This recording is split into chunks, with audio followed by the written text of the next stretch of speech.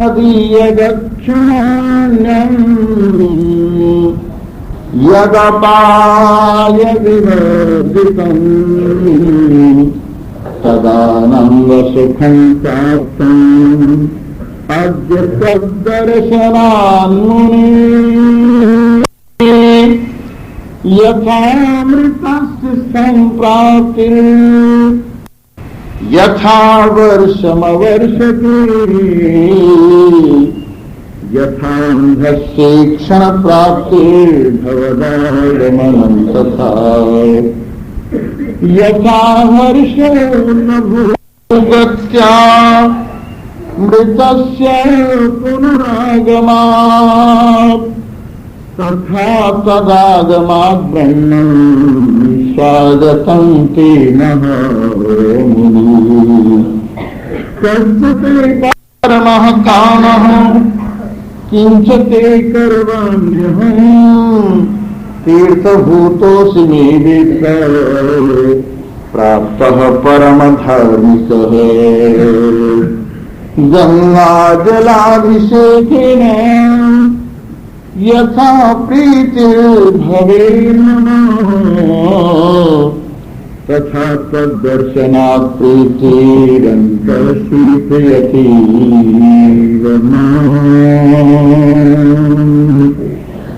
विगतेच्छाभक्रोधो वीतरागो निरामयः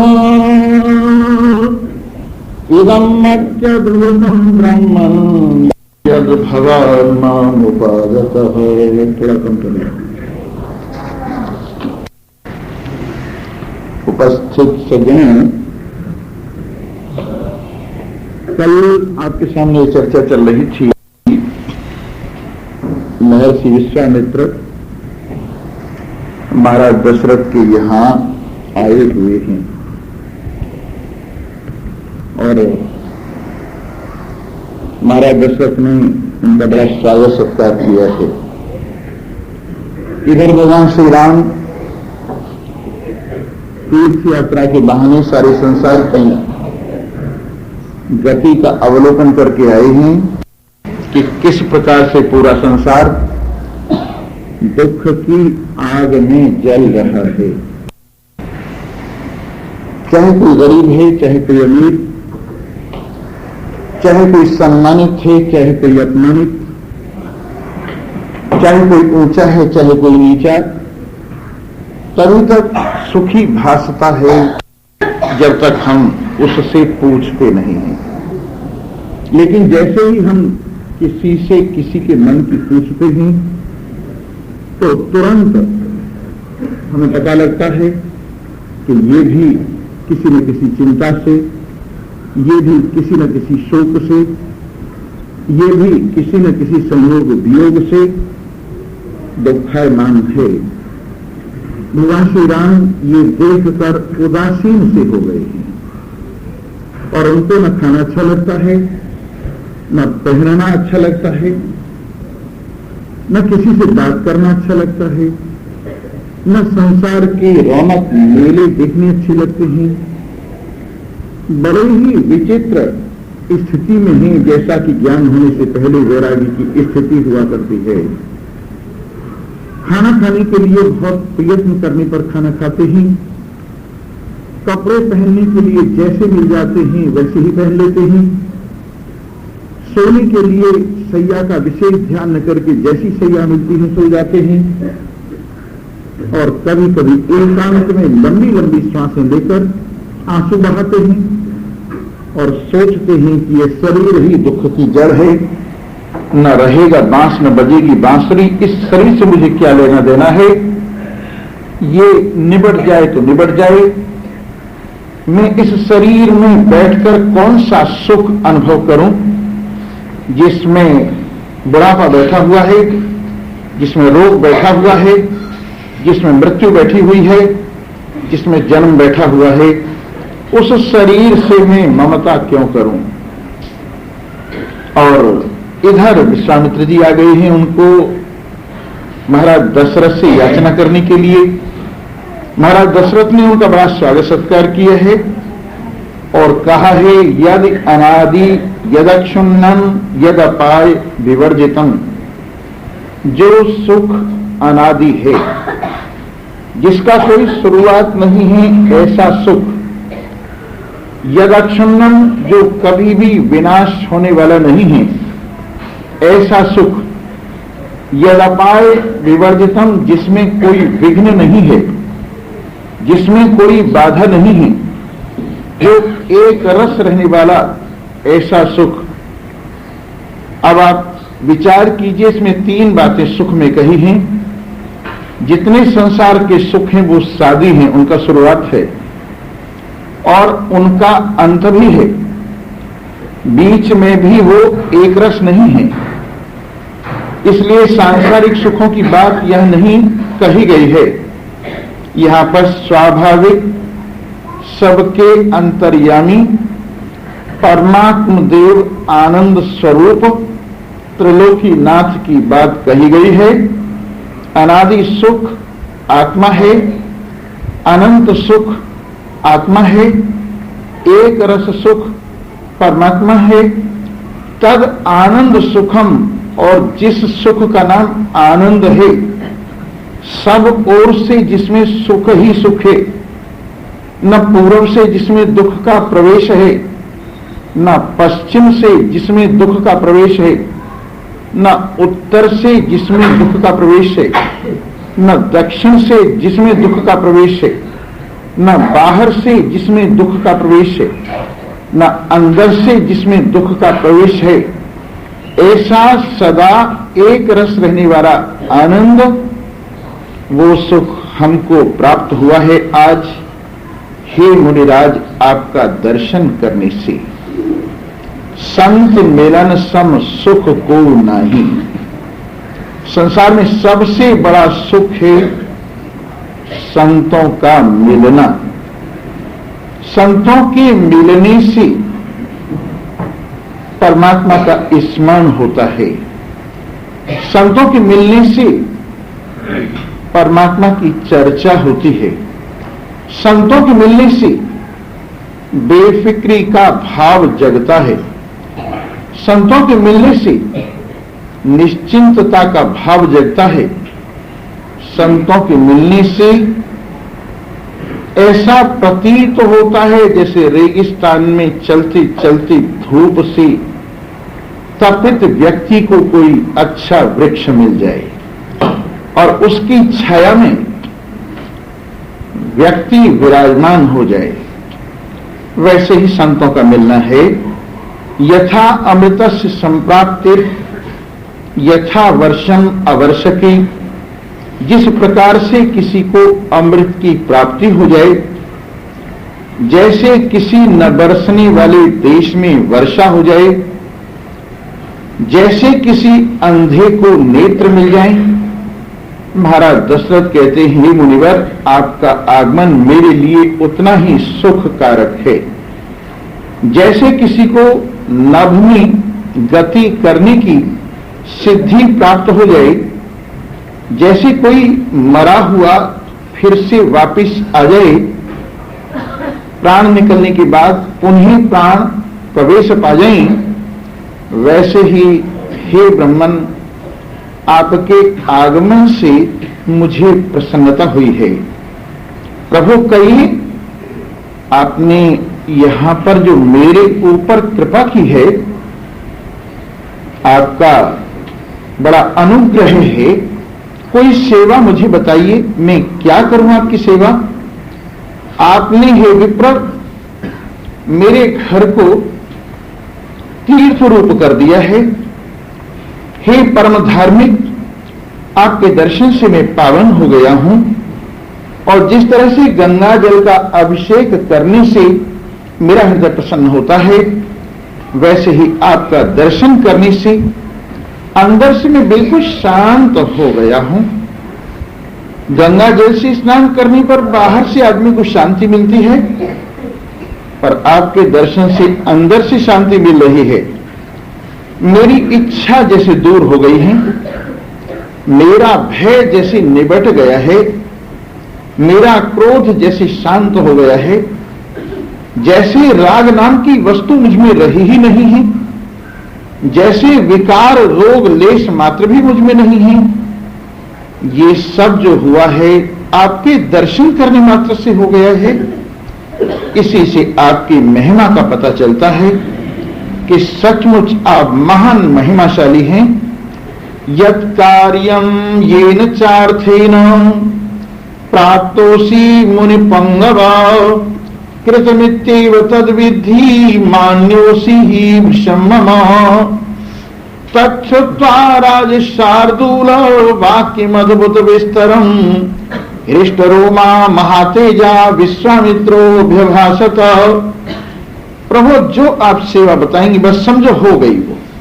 हे मुनि पुंगव, मुनियों में परम श्रेष्ठ वंदनीय, आपकी आज्ञा मुख से निकलते ही मैं पालन कर दूंगा, क्योंकि आप मेरे बड़े मान्य हैं, आप मेरे बड़े सम्मानीय पूजनीय हैं। कहीं मैं क्या सेवा करूं। जब महाराज दशरथ ने ऐसा कहा, राज्यों में सिंह की तरह से महाराज दशरथ की वाक्य विश्वामित्र जी ने सुनी तो उनके रोंगटे खड़े हो गए प्रसन्नता से, और महान तेजस्वी विश्वामित्र प्रीति से युक्त होकर कहने लगी, सदृशं राजशार्दूल तवैवेतं महीतले महावंश प्रसूतस्य वसिष्ठ वशवर्तिनः। हे राजशार्दूल, इस पृथ्वी की शोभा हो आप लोग, और महान वंश में पैदा हुए हो। ये वाक्य जो आपने कहे हैं सचमुच आपके मुख से ऐसे ही वाक्य शोभा देते। सदैव महान पुरुषों का आदर, सदैव गुणवानों का आदर, सदैव चरित्रवानों का आदर तुम जैसे राजाओं के द्वारा होकर इस पृथ्वी के ऊपर धर्म का प्रचार होता रहता है। इसलिए हम तुम्हारे इस व्यवहार से बड़े प्रसन्न हुए हैं। अब जो मैं मांगने के लिए आया हूं वो सुनो। अहम वशिष्ठ जी की आज्ञा में आप रहते हैं। वशिष्ठ जी आपको सदैव सन्मार्ग पर चलाते हैं। वशिष्ठ जी आपको सुशिक्षा देते हैं। सो ऐसा होना आपका स्वाभाविक ही है। अहम नियमातिष्ठे सिद्ध्यर्थम पुरुषर्षभ तस्य विघ्न करा घोरा राक्षसा मम संस्थिता। आजकल मैं कुछ नियम लेकर साधना के लिए, यज्ञ के लिए तत्पर हुआ हूं। हे पुरुषों में श्रेष्ठ, उसकी सिद्धि के लिए पूरा प्रयत्न कर रहा हूं। लेकिन राक्षस लोग मेरे आश्रम में आकर जब मैं नियम से युक्त होकर आस्थावान हुआ अपने मन को संयम करके साधना में लगता हूं तो वो आके विघ्न कर जाते हैं। इसलिए त्रातुमर्हति मामार्तम शरणार्थिनम आगतम तवास्ति तनय श्रीमान दृप्त शार्दूल विक्रमः। मेरी रक्षा करो, मैं आर्त होकर हे महाराज आपकी शरण में आया हूं, और शायद तुमसे वो काम नहीं होगा। तुम अपने पुत्र श्रीमान परम पौरुषशाली सिंह सदृश शक्ति संपन्न भगवान श्री राम जो है ना, उन भगवान श्री राम को महेंद्र सदृशो वीर्य रामो रक्ष विदारणः तम पुत्रम राजशार्दूल रामम सत्य पराक्रमम। जो इंद्र के समान शक्तिशाली हैं और परशुराम की तरह से राक्षसों के विदारण करने में बड़े चतुर हैं। तुम अपने उन पुत्र भगवान श्री राम को ही राजशार्दूल, क्योंकि तुम सत्य के ऊपर दृढ़ रहने वाले हो, याद दिलवाते कहीं भूल न जाए। याद दिलवाते हैं कि राम को देने में कहीं कलेजा धड़कने न लगे। इसलिए एक तो राजा का पराक्रम होता है युद्ध के मैदान में, और एक राजा का पराक्रम होता है दान के रूप में। एक राजा का पराक्रम होता है अभयता प्रदान करने के रूप में, और एक राजा का पराक्रम होता है सत्य के पालन करने के रूप में। तो तुम्हारा पराक्रम सत्य के पालन के रूप में प्रसिद्ध है। इसलिए हे राजा शार्दूल, उन भगवान श्री राम को काक पक्ष धर्म शूरम, जिनके काले काले बहुत सुंदर बाल जैसे कौवे का पंख होता है वैसे जिनके बाल हैं, ज्येष्ठ में दातोमर रसी, वो ज्येष्ठ पुत्र तुम्हारे, कृपा करके वो मुझे दे दो। शक्तो हे समयागुप्तो दिव्येन स्वेन तेजसा, मैं जानता हूं ये शक्तिशाली हैं, राक्षसों का विदारण कर सकते हैं, इनमें दिव्य शक्ति गुप्त रूप से विराजमान है, अपने तेज से बालक दिखाई दे रहे हैं, परंतु इनका तेज अब विकसित होने का समय आ गया है। बहुत दिनों तक इनका पुरुषार्थ अपने आप में बंद रहा है, बहुत दिनों तक इनकी शक्ति इनके स्वरूप में बंद रही है। अब वो शक्ति विकसित होनी चाहिए, और इसलिए भगवान श्री राम को कृपा करके आप मुझे दे दीजिए। राक्षसा ये अपकर्तारस्तेषां मूर्ध विनिग्रहे, न च पुत्र कृतम स्नेहम कर्तुम अर्हसि पार्थवो। जो उल्टा काम करने वाले हैं राक्षस लोग, उनका सिर तो तोड़ ही देना चाहिए। देखिए, हमारे यहां पर दो बातें कही हैं। एक तो धर्म को सुरक्षित रखना और धर्म की मर्यादाओं को पालन करना। धर्म की मर्यादाएं शक्ति से पालन होती हैं, और वो शक्ति राजा के रूप में धर्म का पालन कराती है। अगर राजा श्रेष्ठ होगा और उसकी प्रजा में धर्म का पालन होगा, तो राजा को प्रजा के किए हुए धर्म का छठा हिस्सा मिल जाएगा। और यदि राजा अधर्मी होगा और उसके राज्य में अधर्म विशेष रूप से पालित होगा, तो प्रजा के किए गए पाप का बहुत बड़ा हिस्सा उसको मिलता है। इसलिए कहावत बन गई है, आमतौर से तो राजा राज भोगने के बाद नरक में चले जाते हैं। कोई कोई राजा होता है जो राज्य करने के द्वारा, जैसे अश्वपति राजा हुए हैं। अश्वपति ने एक महर्षि को कहा कि आप भोजन कर लीजिए मेरे यहां। वो कहने लगे, मैं राजाओं के यहां भोजन नहीं करता हूं, राज्य अन्न निकृष्ट अन्न होता है, इसलिए मैं तुम्हारा भोजन नहीं करूंगा। तो राजा ने कहा, सुनिए, मेरे राज्य में एक भी दुष्ट आचार वाला व्यक्ति नहीं, मेरे राज्य में एक भी स्त्री कुमार्गामी नहीं, मेरे राज्य में कोई भी संतान माता पिता के विरुद्ध नहीं है, मेरे राज्य में लेश मात्र भी चोरी लूट पाट का धंधा नहीं है, मेरे राज्य में निशंस हत्याएं नहीं होती हैं, मेरे राज्य में सब लोग चैन से रहते हैं। बोलो, मेरा अन्न खाने में क्या दोष है? उन ऋषि ने कहा कि मुझे तुम्हारा अन्न स्वीकार है, अगर ऐसी बात है तो महाराज दशरथ का राज्य भी बहुत काफी मायनों में ऐसा ही है।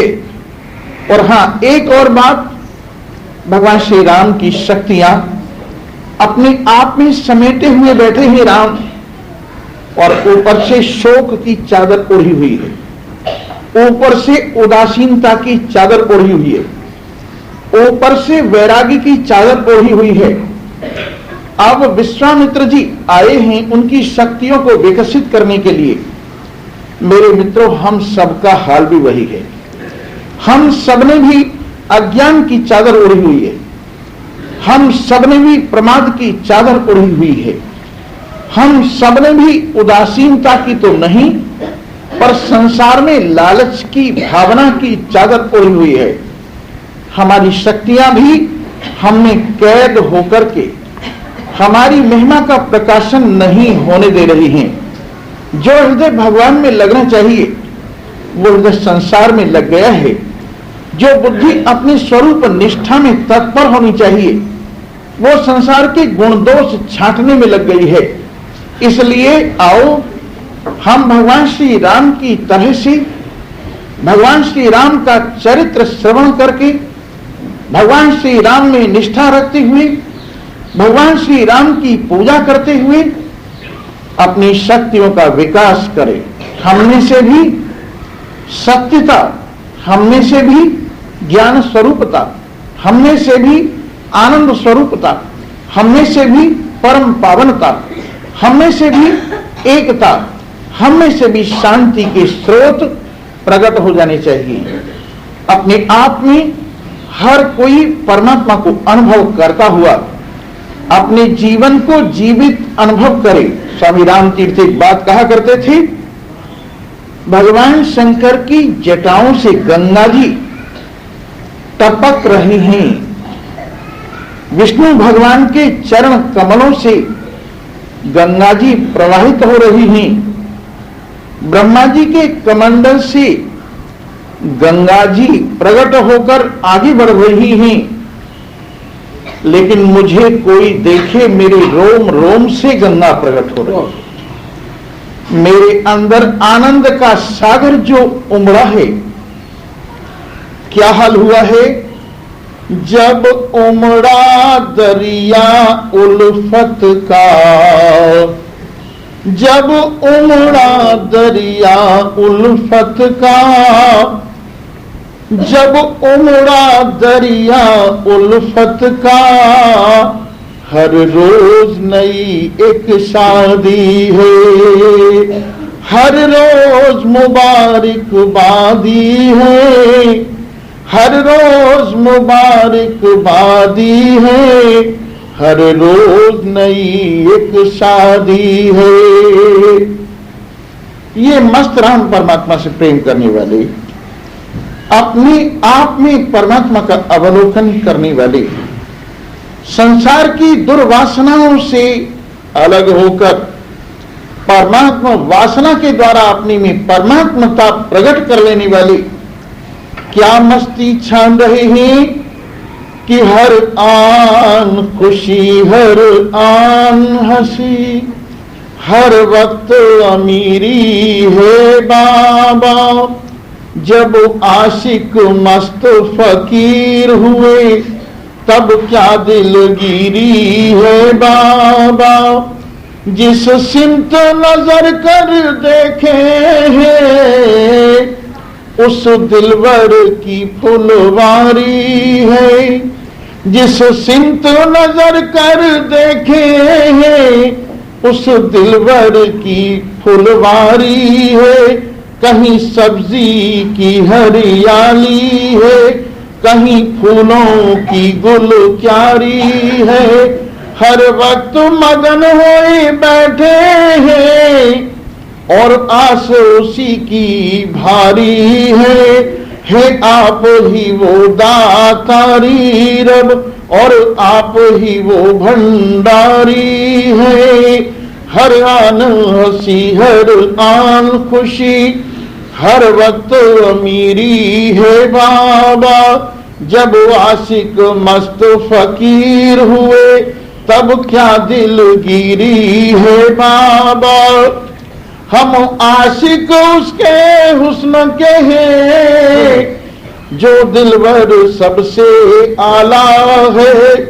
हम आशिक उसके हुस्न के हैं जो दिलवर सबसे आला है। उसने ही हमको जी बख्शा, उसने ही हमको पाला है। दिल अपना भोला भाला है और इश्क बड़ा मत वाला है। इस राज को आगे क्या कहिए, यहाँ कौन समझने वाला है। हर आन हंसी, हर आन खुशी, हर वक्त अमीरी है बाबा। जब आशिक मस्त फकीर हुए तब क्या दिलगिरी है बाबा।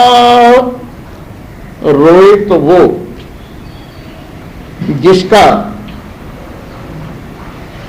पति विनाशी हो, लेकिन जिसका अविनाशी दूल्हा है वो क्यों रोए? ऐसे वर को क्या वरूं जो बरते ही मर जाए, वर बरिए गोपाल जू मारो चुड़लो अमर हो जाए। तो जिसने गोपाल का वर्णन किया है, परम प्रियतम अपने हृदय धाम में निवास करने वाली अपनी निज स्वरूप परमात्मा से जिसने प्यार किया है वो सदा सुहागिन है, वो सदा सुहागिन है।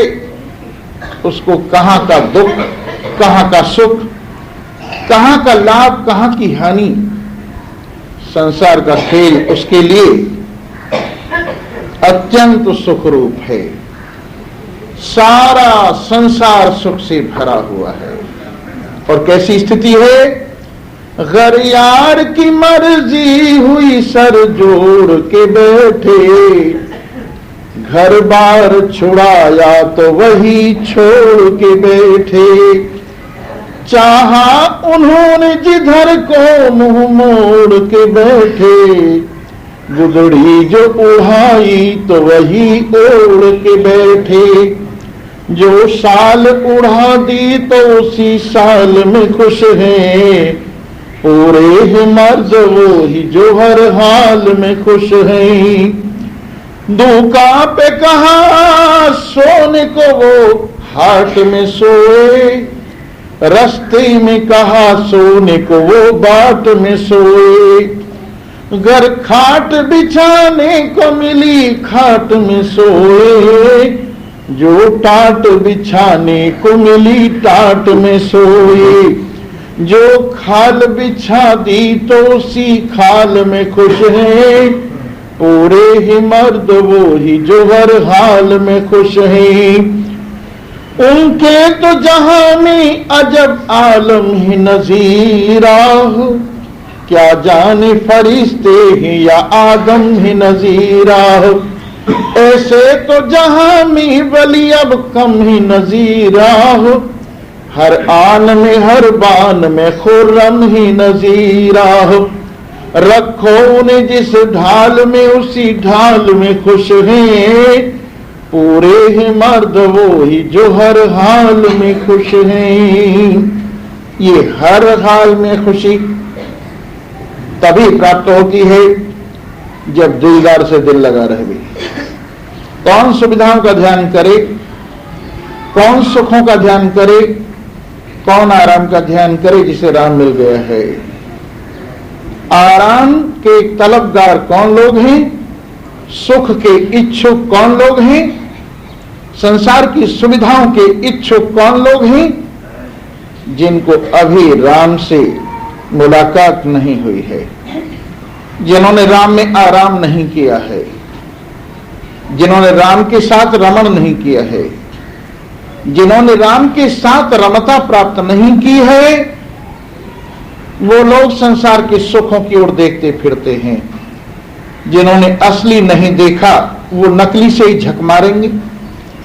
ये संसार के लोग देखो किस तरह से गंदी बदबू वाली तन मन अपवित्र करने वाली शराब पी रहे। क्यों पी रहे हैं इनसे जरा पूछो तो सही। ये कहते हैं गम गलत करने की चीज है ये, इससे गम गलत हो जाता है, दुख निवृत्त हो जाता है। कितनी देर के लिए, कितनी देर के लिए, जितनी देर तक नशा रहा बस उतनी देर के लिए। लेकिन किसी ने अगर किसी महान पुरुष रूपी साकी की निगाहों से अपने दिल के प्याले में ढलवाकर पी है, उसको फिर ये नशा टूटता नहीं है। पीना हराम है, न पिलाना हराम है, पीने के बाद होश में आना हराम है। पीना हराम है, न पिलाना हराम है। साकी ने अपने प्यार से कुछ ऐसी पिलाई,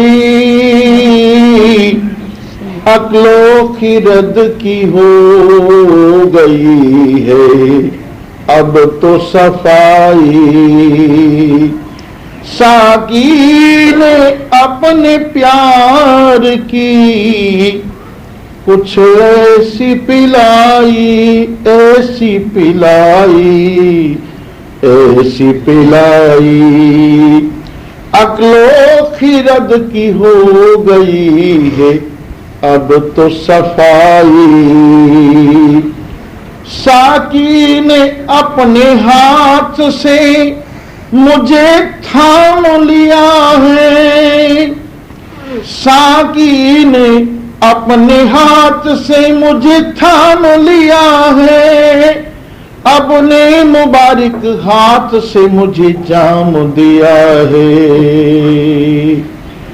पी करके मैं ही मैं हूं बस देता दिखाई, साकी ने अपने प्यार की कुछ ऐसी पिलाई, अक्लो खिरद की हो गई है अब तो सफाई। साकी ने अपने प्यार की कुछ ऐसी पिलाई। मुर्दा सा फिर रहा था जग में लाश को लिए, मुर्दा सा फिर रहा था जग में लाश को लिए, साकी ने मुझे दे करके जाम दे दिए, साकी के साथ एक हूं अब कैसी जुदाई, अक्लो खिरद की हो गई है अब तो सफाई। साकी ने अपने प्यार की कुछ ऐसी पिलाई, अक्लो खिरद की हो गई है अब तो सफाई। नशा पिला के गिराना तो सबको आता है, नशा पिला के गिराना तो सबको आता है, बात तो तब है जो गिरते को थाम ले साकी। नशा पिला के गिराना तो सबको आता है, बात तो तब है जो गिरते को थाम ले साकी। तो जहां पर गिरते को थाम लिया जाता है, अपने हाथ से संभाल कर जान दिया जाता है और जीवन को रस से रसान्वित कर दिया जाता है, ऐसा दरबार बड़े भाग्य से मिलता है, बड़े भाग्य से मिलता है। क्यों? जब तक न बुलाए यार कोई आ नहीं सकता, जब तक न बुलाए यार कोई आ नहीं सकता, जो आ गया एक बार वो फिर जा नहीं सकता। जब तक न बुलाए यार कोई आ नहीं सकता, जो आ गया एक बार वो फिर जा नहीं सकता। जिसने लगाई आँख तेरे हुस्न पे आली, दुनिया का कोई नैन उसे भरमा नहीं सकता। जो आ गया एक बार वो फिर जा नहीं सकता। अरे लगने की बात है भैया, जिसको लग जाते हैं बुरा हाल होता है। लागी नहीं छूटे रामा, लागी नहीं छूटे, लागी नहीं छूटे, छूटे लागी नहीं, पर लागी नहीं छूटे, छूटे लागी नहीं, पर लागी नहीं छूटे हो रामा, लागी नहीं छूटे, लागी नहीं छूटे।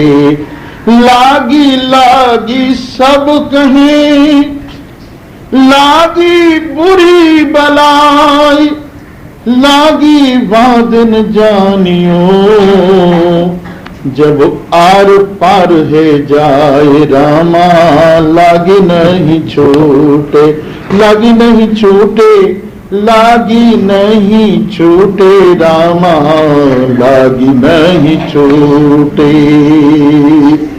पाला जो पीली पड़ी, लोग कहे पिंड रोग, छाणा लांघण में किए श्याम मिलन के जोग। बाबुल वैद्य बुलाइया, पकड़ दिखाई मारी बाह, पर मूरख वैद्य न जानही, कसक कलेजी माह। जाओ वैद्य घर आपने, तुम्हरो किया न हो, जाके बिरहा में जरी, मेरी औषध सोई रामा, लागी नहीं छूटे, लागी नहीं छूटे, लागी नहीं छूटे, लागी नहीं छूटे रामा, लागी नहीं छूटे। कागा सब तन खाइयो, चुन चुन खाइयो मांस, पर दोने नामत खाइयो, मुहि श्याम मिलन की आस, कागा नैन निकासी दूं। जो पिया पास ले जाई, पहले दर्श दिखाई के, तू पीछे ली जो खाए, पीछे ली जो खाए रामा, लागी नहीं छूटे, लागी नहीं छूटे, लागी नहीं छूटे, छूटे लागी नहीं छूटे रामा, लागी नहीं छूटे। कोयला लकड़ी जर कोयला भई, कोयला जर भई राख, मैं बिरहन ऐसी जरी, कोयला भई न कोयला रही न राख रामा, लागी नहीं छूटे। सुखिया सब संसार है, खावे और सोवे, दुखिया दास कबीर है, जागे और रोवे, लागी नहीं छूटे रामा, लागी नहीं छूटे। पर लगे तब न, जिसको लग जाती है कौन छुड़ा सकता है उसकी लगी हुई को। जान भले चली जाए, राहे उल्फत में जम जा नक्शे पा की तरह, राहे उल्फत में जम जा नक्शे पा की तरह, जो मिटाया तो जा सके पर हटाया ना जा सके। राहे उल्फत में जम जा नक्शे पा की तरह, जो मिटाया तो जा सके पर हटाया ना जा सके। ऐसे जिनको लगन लगी है, जिनमें परमात्मा की कृपा जगी है, जिनमें परमात्मा का प्रेम जगा है, उनमें परमात्मा सदा विराजमान, उनमें परमात्मा सदा उनके आत्म रूप से उनको आनंदित करता रहता है। आप भी आनंदित हो जाइए, कहीं दूर से तो नहीं लाना है। आनंद कहीं से लाकर डालना नहीं है। आनंद तुम्हारे सब में विराजमान है। कोई ऐसा नहीं है जिसमें आनंद न हो। जितने भी बाजार में माचिस हैं, सब में अग्नि है, पर माचिस को खोलकर सीख निकालकर रगड़ने पर प्रकट होती है।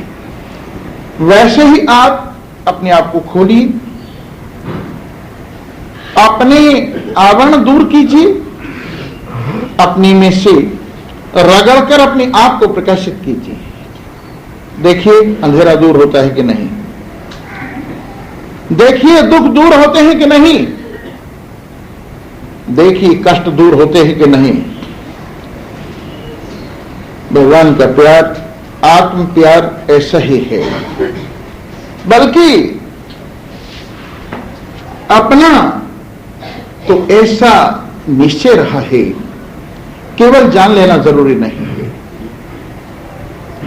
केवल रट लेना जरूरी नहीं है, केवल कुछ प्रक्रिया याद कर लेना जरूरी नहीं है।